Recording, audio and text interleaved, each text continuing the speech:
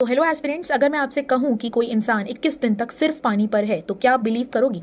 Recent current affairs में सोनम वांगचुक की hunger strike काफी चर्चा में है। रिपोर्ट्स के अकॉर्डिंग वो कई दिनों से खाना खा ही नहीं रहे हैं, सिर्फ पानी ले रहे हैं। तो इस न्यूज में एक बहुत इंटरेस्टिंग बायोलॉजी क्वेश्चन को खड़ा कर दिया है। क्या इंसान बिना खाना खाए इतने दिन सर्वाइव कर सकता है, और अगर कर सकता है तो बॉडी के अंदर एग्जैक्टली होता क्या है। तो आज इस करंट अफेयर्स को यूज करके हम ह्यूमन फिजियोलॉजी का एक फैसिनेटिंग कॉन्सेप्ट को समझेंगे। देखो, स्टेज 1 में होता क्या है। लास्ट मील के बाद क्या होता है कि जैसे ही आप खाना खाते हैं तो उसका ग्लूकोज ब्लड में अब्जॉर्ब होता है और सेल्स को एनर्जी मिलती है। लेकिन जब खाना मिलना बंद हो जाता है तब बॉडी पैनिक नहीं करती। नेचुरली ऑलरेडी हमारे अंदर बैकअप सिस्टम मौजूद रहता है। सबसे पहले लिवर और मसल्स में स्टोर्ड ग्लाइकोजन जो होता है वो ग्लूकोज में कन्वर्ट किया जाता है। इस प्रोसेस को ग्लाइकोजिनोलिसिस कहते हैं। ये ग्लाइकोजन स्टोरेज नॉर्मल लगभग 24 घंटे तक बॉडी के एनर्जी को रिक्वायरमेंट्स को सपोर्ट करता है। स्टेज 2 में अब क्या होता है, body fat becomes the main fuel. मतलब अब सोचिए, ग्लाइकोजन भी खत्म हो जाता है तो क्या बॉडी की एनर्जी इसमें भी खत्म हो जाती है? बिल्कुल भी नहीं। अब बॉडी अपना सबसे बड़ा एनर्जी बैंक ओपन करती है, जो कि अपन बोलते हैं बॉडी फैट।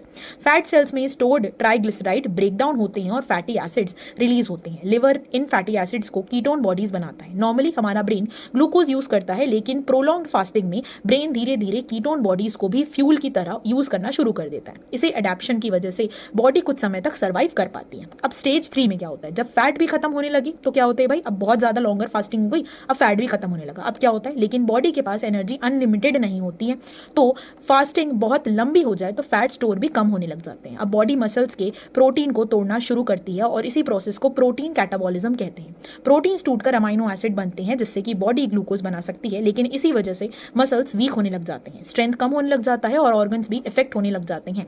तो वाटर इतना इंपॉर्टेंट क्यों है भाई, पानी इतना इंपॉर्टेंट क्यों है? आपने नोटिस किया होगा कि रिपोर्ट्स में सिर्फ पानी का जिक्र नहीं है। इसका रिपोर्ट सिंपल है, ह्यूमन बॉडी फूड के बिना कुछ हफ्तों तक सर्वाइव कर सकता है, लेकिन पानी के बिना जनरली सिर्फ कुछ दिन सर्वाइव कर पाना भी पॉसिबल नहीं होता। तो body blood circulation, kidney function, body temperature और हर सेल के मेटाबॉलिज्म के लिए एसेंशियल होता है। तो एक इंपॉर्टेंट फैक्ट अपन समझते हैं, एक और बात याद रखिए कि हर इंसान की बॉडी अलग होती है। कोई कितने दिन सर्वाइव करेगा ये उसकी एज, उसकी body fat, health conditions, hydration, environment और मेडिकल केयर पर डिपेंड करती है। इसलिए किसी भी हंगर स्ट्राइक या प्रोलॉन्ग्ड फास्टिंग को कभी भी घर पर ट्राई नहीं करना चाहिए। ये सीरियस मेडिकल कंडीशन क्रिएट कर सकती है। तो आज एक करंट अफेयर्स ने हमें ह्यूमन फिजियोलॉजी का एक इंपॉर्टेंट और अमेजिंग सर्वाइवल मैकेनिज्म सिखा दिया है। तो एनर्जी का ऑर्डर याद रखना है, पहले ग्लूकोज से ग्लाइकोजन, फिर ग्लाइकोजन से बॉडी फैट जो कि कीटोन बॉडीज अपन कहलाते हैं, और हमारे पास मसल प्रोटीन।